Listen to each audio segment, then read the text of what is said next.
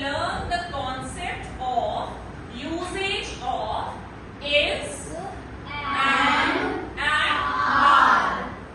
We learn where we have to use is, where we have to use and where we have to use are. The use of is. Is used when he, she, it